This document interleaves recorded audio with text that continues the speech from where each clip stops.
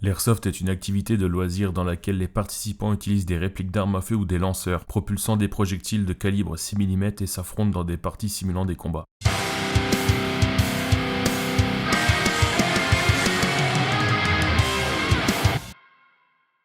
Bonjour à tous, c'est Grizzly et bienvenue dans Softcast, le podcast qui parle d'airsoft et vous présente les associations proches de chez vous.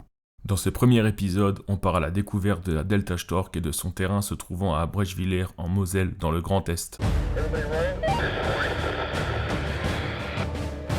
Ici Softcast, tu me reçois?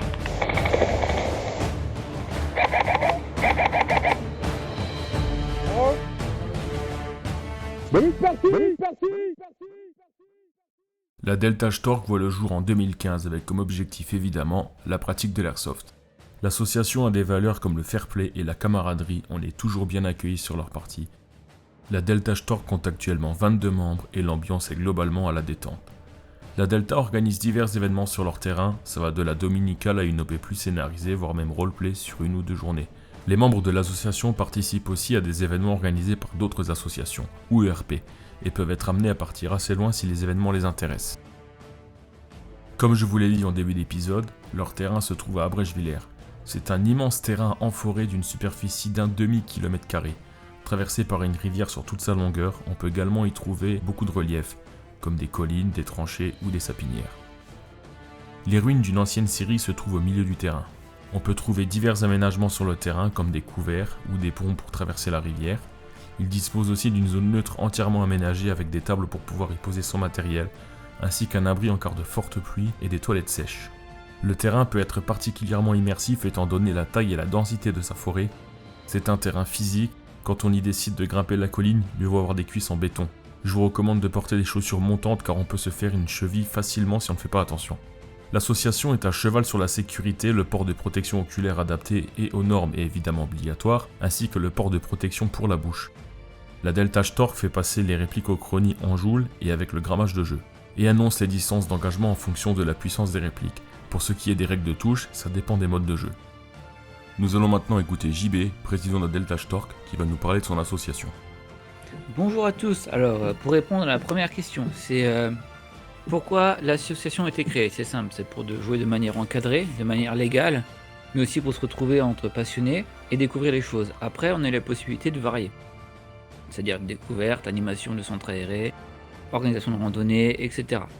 Donc, le contexte fait qu'on voulait se regrouper, pratiquer l'airsoft de manière légale, sécurisée, et surtout passer des bons moments. L'association Delta Stork a en fait comme vision l'ouverture de jeu à tous de manière sécurisée, encadrée et de manière à ce que les gens puissent se retrouver pour se changer d'idée, peu importe leur métier, peu importe leur genre, peu importe tout. Le principal c'est que l'airsofter s'amuse de manière sécurisée mais aussi change son point de vue. Malheureusement, il y a beaucoup de points négatifs sur ce sport. C'est pour ça qu'on travaille avec la presse locale, avec la gendarmerie et tout ce qui est externe, on va dire l'ONF, etc. Le but, en fait, comme dit, c'est de sensibiliser les gens aussi, parce que ça peut rester un sport dangereux, entre guillemets, mais aussi accompagner les gens dans leur démarche, en ce qui concerne la découverte, mais aussi, justement, pour les gens plus aguerris, de déplacement sur des grosses OP. L'association a pour but de soutenir aussi ces actions-là. Donc on peut aussi avoir des fonctions pour soutenir d'autres associations qui nous touchent plus ou moins, mais en fait le système est là. C'est pour se retrouver tranquillement et ne plus avoir des joueurs à droite, à gauche qui savent pas trop où est-ce qu'ils en sont. Voilà. Après ça sert aussi d'entraide pour tout ce qui est modification, par exemple pour les répliques, pour les conseils, pour quand les gens partent qui veulent jouer avec d'autres associations. Ça permet d'avoir une base de données en fait qui permet aux joueurs de savoir ce qu'il veut, s'il a des questions, éclaircir certains points, etc. L'association a aussi un contexte éco-responsable. C'est pour ça que justement, on met le point sur beaucoup de choses comme les éco-cups, tout ce qui est biodégradable, c'est obligatoire chez nous. Le respect des consignes pour l'environnement, mais aussi pour la sécurité. Donc nous avons des clauses, comme toute association, avec des propriétaires pour ce qui concerne le terrain. Des clauses aussi avec tout ce qui est écologie. Tout ce qui concerne les déplacements, on subventionne nos joueurs.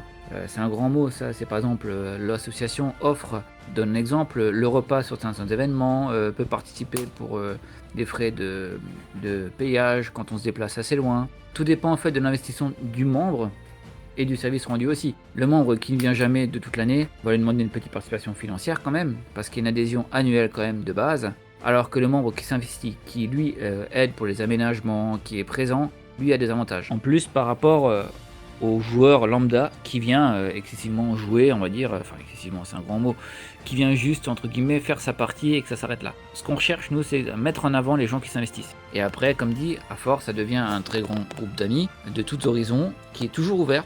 Donc ça permet aux gens aussi bien qui sont fanatiques de millésimes, de semi-millésimes, de dominical, de venir sans problème. Après le monde des speedeux c'est par exemple un monde un peu à part, on n'est pas en mesure d'accepter et d'encadrer un jeu propre à cette pratique. Malheureusement, on n'a pas un terrain qui s'adapte à ça. Donc c'est pour ça, après ça reste toujours ouvert, les personnes peuvent venir, mais c'est pas le premier but de notre terrain d'avoir un terrain pour ce genre de pratique. Nous sommes plus ouverts au roleplay, aux jeux semi-millisimes, voire millisimes dans certains cas. L'avenir de l'association pour nous c'est que ça fait déjà à peu près une dizaine d'années qu'elle fonctionne. Donc à chaque fois il y a du nouveau, à chaque fois il y a des nouvelles idées, à chaque fois on relance des choses. Les acquis pour nous c'est validé, mais on est toujours en quête de nouvelles propositions, de nouveaux challenges entre guillemets. Par exemple, ça fait 2 ans que pour les gens qui s'investissent, les extérieurs et les internes entre guillemets, nous leur proposons un week-end gratuit dans un fort, des parties privées, des choses comme ceci qui permettent justement de faire vivre et de garder l'intérêt des joueurs. Donc les idées aussi sont les bienvenues. Nous tenons part des retex faites par les joueurs sur le terrain, ce qui nous permet en fait d'être en permanence en évolution aussi bien positive que négative.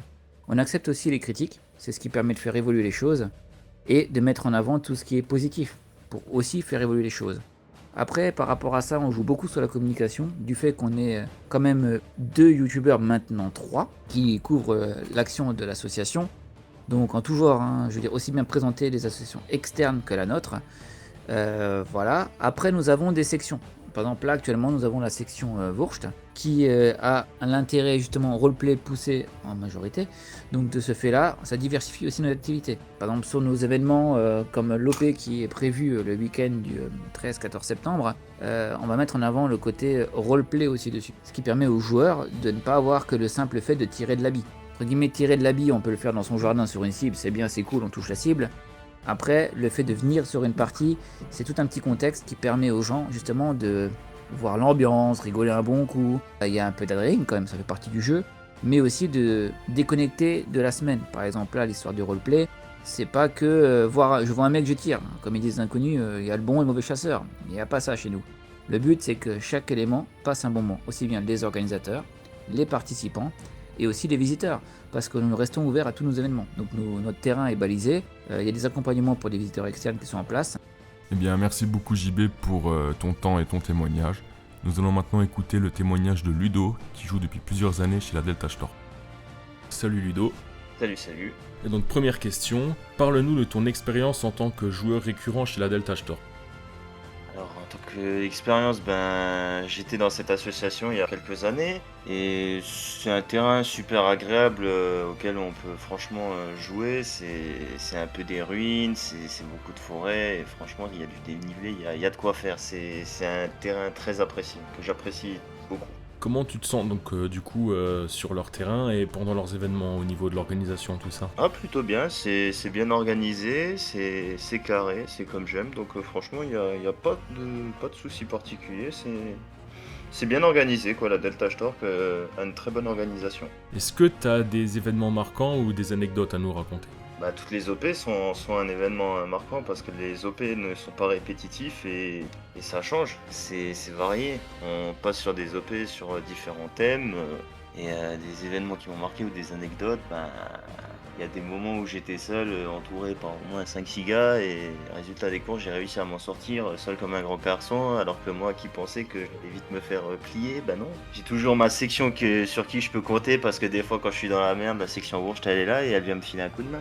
Donc j'ai pas spécialement de choses à dire. Je pense que le fait de bien connaître le terrain et de jouer régulièrement, ça aide un peu aussi. Ouais, ça aide pas mal de savoir par où on peut éventuellement passer, mais après c'est quand même bien de chercher le contact et sinon Sinon, c'est pas intéressant. Si on sort tout le monde et qu'on se fait pas sortir en retour, c'est pas intéressant. Parce qu'au final, au vu de la superficie du terrain, c'est un terrain qui est quand même assez propice au contournement, pouvoir avancer sans se faire voir, prendre les adversaires à revers. On peut contourner facilement, oui, surtout en été avec toute la végétation. Bon, en hiver, avec toutes les branchages, bon, on voit quand même les ennemis arriver, mais les branchages font un peu office de mur contre les billes, donc bon, Eh ben, merci beaucoup Ludo pour ton temps et tes réponses. mais avec grand plaisir. Et pour finir, nous allons écouter le témoignage de Léa qui va nous parler de son expérience en tant que joueuse récente sur leur terrain. Salut Léa. Bonjour Grizzly. Alors on va commencer tout de suite cette mini-interview avec la première question. Comment as-tu été reçue en tant que nouvelle joueuse chez la Delta Stork ? Eh ben très très bien, c'est une question qui est très facile parce que tout le monde est genre super sympa. Et c'est super facile à comprendre comment ils expliquent les règles et tout, c'est super.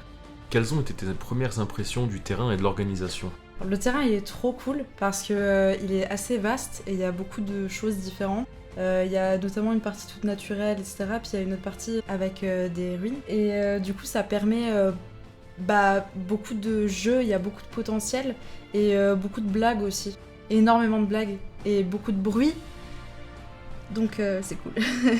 Est-ce que tu t'es sentie à l'aise en tant que débutante sur leurs événements ? Ah oui, bien sûr, ça rejoint un peu ta question numéro 1. Je veux dire, ils expliquent super bien les règles, enfin je veux dire notamment le président, qui est très pédagogue et qui est toujours à l'écoute des demandes, etc. Donc c'est super. Eh bien merci beaucoup. Merci à toi. Vous pourrez retrouver la Delta Stork sur Facebook et Instagram. Ils organisent des parties ou des OP une fois par mois avec possibilité de louer du matériel pour les nouveaux joueurs. D'ailleurs, je serai à leur prochaine OP qui aura lieu le 13 et 14 septembre 2025 sur leur terrain. Pour résumer, la Delta Stork se distingue par son terrain et sa bonne ambiance. N'hésitez pas à aller jouer chez eux, à les suivre sur les réseaux et à leur poser des questions si vous en avez. Quant à moi, je vous dis à la prochaine dans Softcast. Ciao.